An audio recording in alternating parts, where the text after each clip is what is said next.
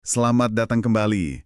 Oke, hari ini kita mau gali lebih dalam soal obat penurun berat badan baru ya, kayak Ozempic gitu. Topik yang lagi hangat banget nih. Betul.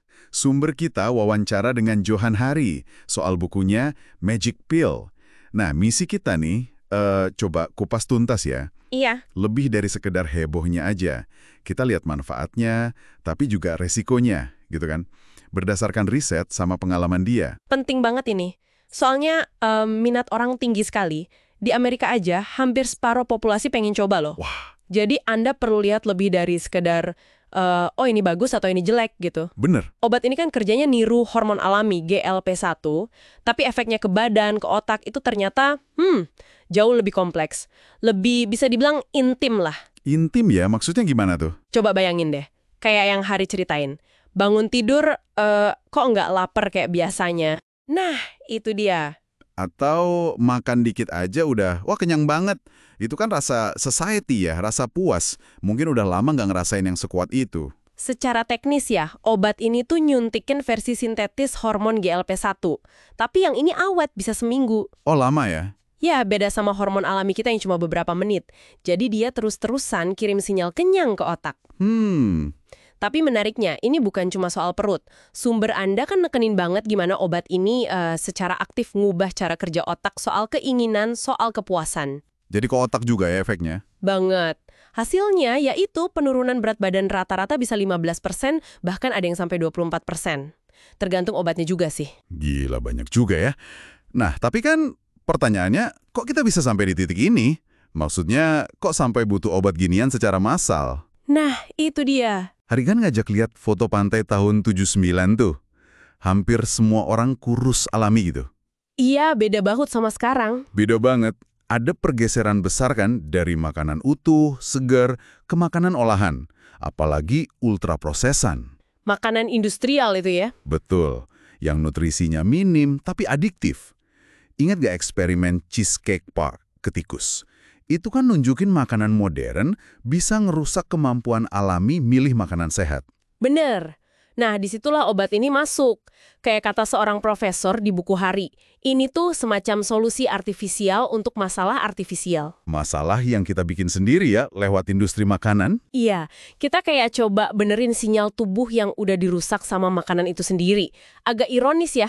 Dulu orang di pantai kurus-kurus, sekarang mungkin pada mikirin Ozempic sambil makan kentang goreng ultraprosesan. Haha, bisa jadi. Tapi jangan lupakan sisi baiknya juga. Manfaat kesehatannya kan bisa signifikan. Oh, betul. Mirip-mirip operasi bariatrik hasilnya. Sumber Anda nyebutin potensi risiko serangan jantung turun sekitar 20% buat yang BMI di atas 27, terus risiko kanker, diabetes tipe 2 juga bisa turun. Kisah nyata kayak Jeff Parker itu kan contohnya, kesehatannya membaik drastis. Itu potensi perubahan hidup yang nyata. Tapi ya itu, selalu ada dua sisi. Risikonya juga perlu kita pertimbangan serius banget. Jelas, efek samping umum kayak mual itu memang sering di awal, walaupun biasanya ringan dan sementara sih buat kebanyakan orang. Tapi ada yang parah juga. Ada, sekitar 5% pengguna itu harus berhenti karena mualnya parah banget. Dan selain mual, ada kekhawatiran lain yang lebih dalam gitu kan, yang diangkat sumber. Tepat. Pertama, risiko memicu atau memperparah gangguan makan. Ini bahaya banget, terutama buat anak muda. Karena dia bisa mengamputasi nafsu makan gitu ya istilahnya Hari. Betul. Istilah yang kuat tapi mungkin pas ya. Kedua, kita ini belum tahu efek jangka panjangnya gimana. Nah, itu dia. Analoginya kayak obat antipsikotik dulu. Resiko demensianya baru ketahuan puluhan tahun kemudian. Apa coba dampak stimulasi otak terus-menerus dari obat ini? Belum lagi ada perdebatan soal kaitan sama kanker tiroid itu kan. Iya, studi Prancis nunjukin peningkatan resiko relatif 50-75%, tapi ini kayaknya masih perlu riset lagi ya. Sama resiko kehamilan juga dari studi ke hewan sih. Terus dampak psikologisnya gimana? Pengalaman Hari sendiri di KFC itu kan menarik. Dia sadar nggak bisa lagi pakai makanan buat nenangin perasaan.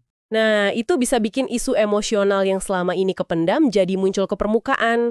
Mirip riset Dr. Veliti soal trauma masa kecil sama kenaikan berat badan. Data pasca operasi bariatrik yang resiko bunuh dirinya naik itu juga jadi catatan penting ya. Betul, kalau kita lihat gambaran besarnya lagi, dampaknya ke sosial juga terasa.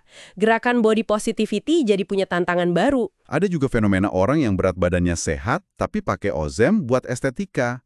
Itu resikonya kehilangan massa otot kan? Sarkopenia itu. Iya, sarkopenia. Jadi ototnya hilang dan lemah. Biasanya karena tua, tapi ini bisa karena turun berat badan cepat tanpa olahraga cukup. Stigma lama soal berat badan juga bisa ganti rupa. Jadi kayak, dia kurus pasti karena Ozempic gitu ya. Bisa jadi begitu. Bahkan prediksi ekonomi aja berubah loh. Analis bilang investasi makanan cepat saji bisa turun, kebutuhan operasi ganti sendi juga mungkin berkurang karena obesitas berkurang. Wah, dampaknya luas ya. Mirip kayak smartphone dulu ngubah banyak industri. Kayak ngelepasin jin dari botol Aladin. Gitu gambarannya di sumber Anda.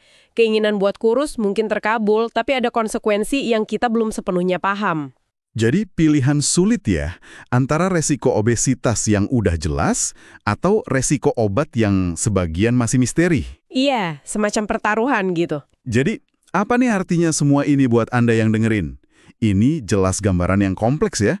Ada potensi manfaat besar, tapi juga berhadapan sama resiko signifikan dan ketidakpastian jangka panjang. Kalkulasi pribadi yang rumit banget. Benar.